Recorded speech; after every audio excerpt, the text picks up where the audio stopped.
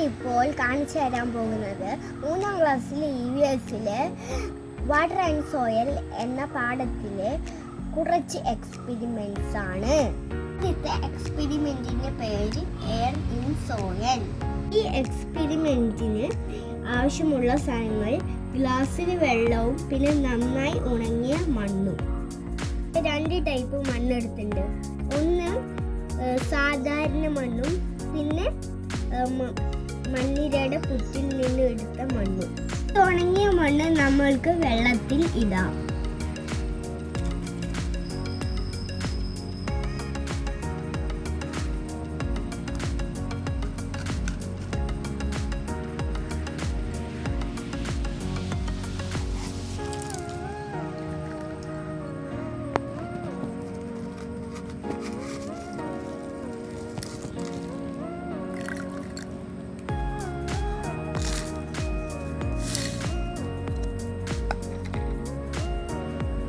എക്സ്പെരിമെന്റിൽ നിന്ന് മനസ്സിലായ കാര്യം, ഉണങ്ങിയ മണ്ണ് വെള്ളത്തിൽ ഇടുമ്പോൾ പുറത്തേക്ക് എയർ ബബിൾസ് വരും.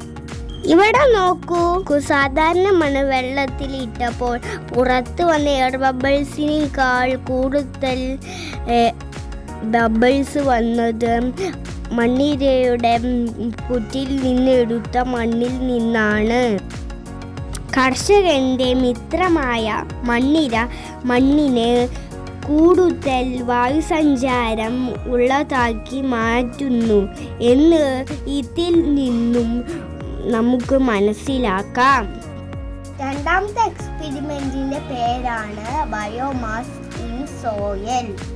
ഇതിനാവശ്യമുള്ള സാധനങ്ങൾ ഗാർഡൻ സോയിൽ, പിന്നെ ഒരു ഗ്ലാസ്സിൽ കുറച്ച് വെള്ളം.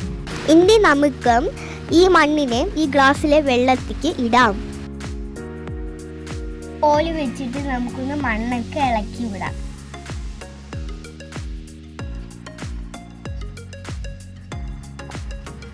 ഈ വെള്ളത്തിൽ പാറിക്കിടക്കുന്നതാണ് നമ്മളുടെ ബയോമാസ്.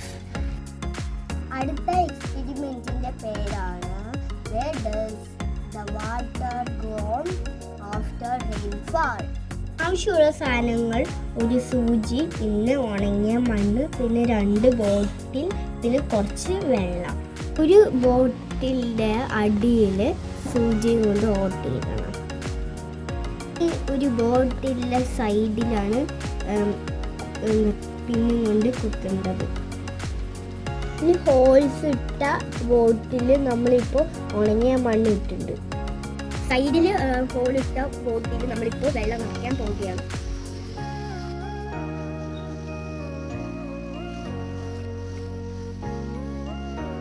ബോട്ടിലെ വെള്ളം നമ്മൾ ഇപ്പോൾ മറ്റേ ബോട്ടിലേക്ക് ഒഴിക്കാൻ പോകുന്നു.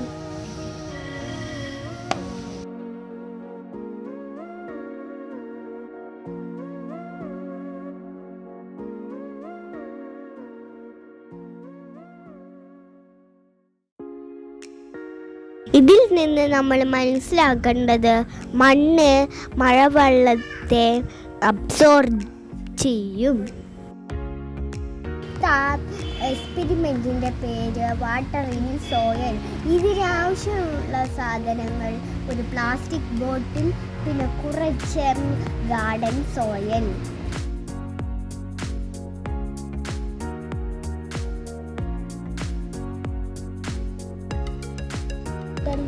ഈ ബോട്ടിൽ നമുക്ക് അടച്ചു വെച്ചിട്ട് വെയിലത്ത് വെക്കാം.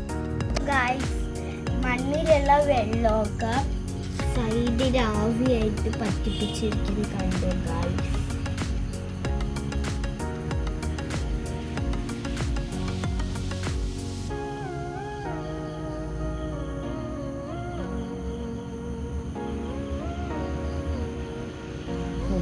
ഇതിൽ നിന്ന് നമ്മൾ മനസ്സിലാക്കേണ്ടത്, മണ്ണിൽ വെള്ളമുണ്ട്.